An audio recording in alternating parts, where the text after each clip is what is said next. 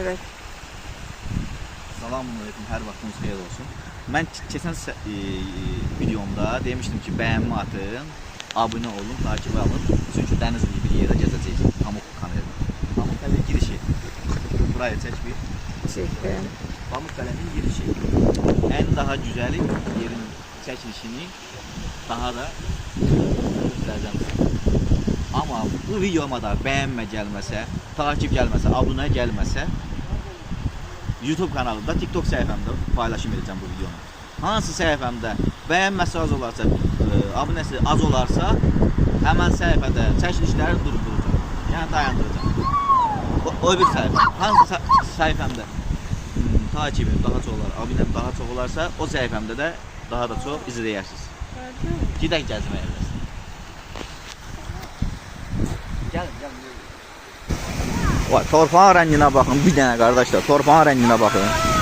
Yəni, bu gözəllikdir də, yəni qardaşlar, bu gözəlliyi bəyənməyən xain olar. Bu gözəlliyə abunə olmayan xain olar. Baxın gözəlliyə. Adam istəyir ki, soyuq havada girsin, burada bir yaxalansın, çıxsın. Keçən ildən bəri yaxalanmayan adamam.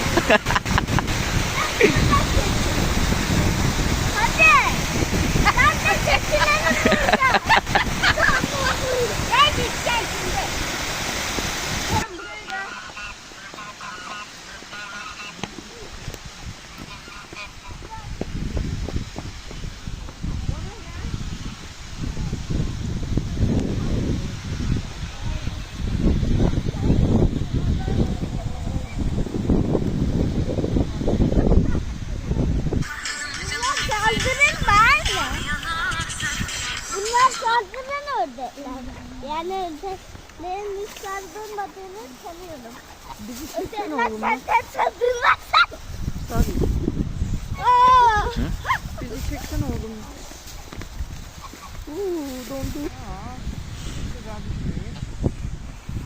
Aydınlıklı çeken. Qazlara bax, deyirəm sən bu ağacı doladan. Güzel tutmuş ama pilavsız hiç güzel değil. Oğlum bana bak bakayım. Əslində orada olan ayaqları deyil, yəni qarın Ördekleri ellemek istiyorum. Yalnız olmayan bir yerdir. Prosto ama torpağın rəngi bəmbəyaz, ağappaq.